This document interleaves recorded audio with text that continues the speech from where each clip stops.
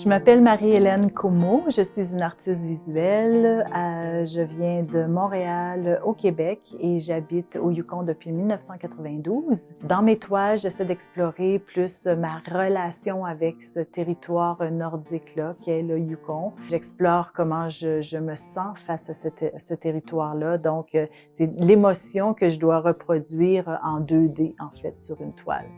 Pour ce qui est de ma pratique plus communautaire, plus relationnelle avec les gens, je fais ça depuis quelques années, mais tout a changé au moment où j'ai décidé de faire un doctorat en études et pratiques des arts à l'Université du Québec à Montréal, un projet d'art-intervention. Donc, pendant ce projet d'art-là, qui explorait l'identité franco-yukonaise, en fait, j'ai découvert le monde merveilleux de l'objet du quotidien. L'objet du quotidien renferme nos vies, des parcelles de nos vies. On est tous entourés d'objets qui ont tous une histoire par rapport à notre parcours à nous.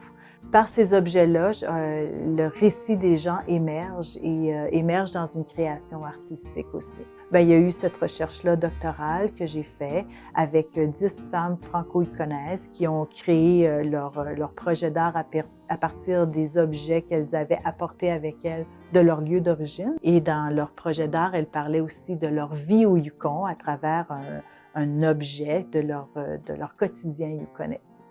Une fois ma recherche doctorale terminée, j'ai continué à l'utiliser dans différents projets d'art aussi, entre autres dans les projets que je fais avec le programme international de la Caravane des 10 mots.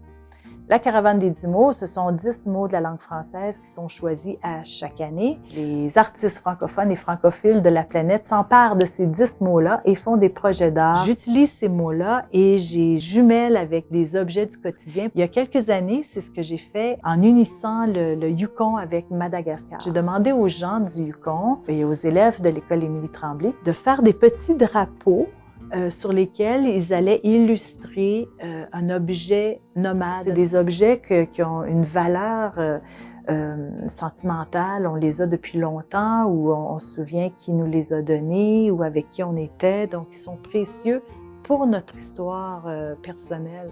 Une fois les drapeaux complétés, je les ai apportés avec moi à Madagascar. Les jeunes de la rue étaient invités à leur tour à faire leur propre drapeau et parler de leur objet. J'ai rapporté tout ça, les drapeaux, ici au Yukon. On a fait une grande exposition où tout le monde pouvait comprendre, voir le récit identitaire qui avait émergé dans chaque drapeau. Donc l'art a permis de créer un pont entre deux francophonies qui sont très distantes l'une de l'autre. C'est de cette façon-là que j'arrive à trouver mon équilibre en travaillant avec les gens, en faisant des projets d'art avec eux et en ayant un rôle social plus impliqué comme artiste. Et je travaille aussi de façon privée dans mon studio en faisant mes séries de toiles.